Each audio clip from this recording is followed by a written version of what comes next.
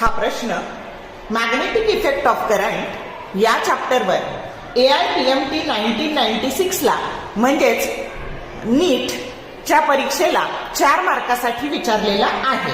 प्रश्न असा आहे, the magnetic field DB due to a small element at a distance R and carrying a current small I is. Option a DB.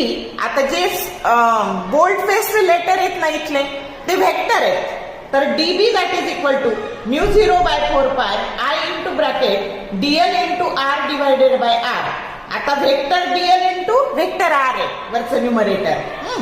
त्याच्यानंतर option B vector DB that is equal to μ0/4π I square into bracket vector DL cross vector R divided by R square.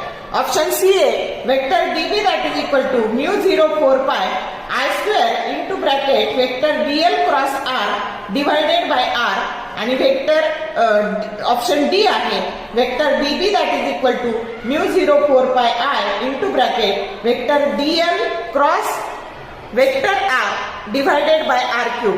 तर आता या 4 मधला कोणता correct form आहे, तर 4 मधला जो डी ऑप्शन आहे हा करेक्ट फॉर्म्युला आहे. फॉर्म्युला बेस्ड एक्झाम्पल आहे हे, आणि हा बायोट-सॉवर्ट लॉचच मॅथमॅटिकल स्टेटमेंट आहे. समजलं का?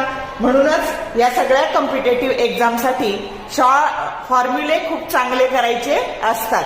शॉर्ट व्हिडिओ आवडले लाईक करा, शेअर करा, कमेंट करा. For more useful tips and tricks keep watching wings of physics. Thank you very much.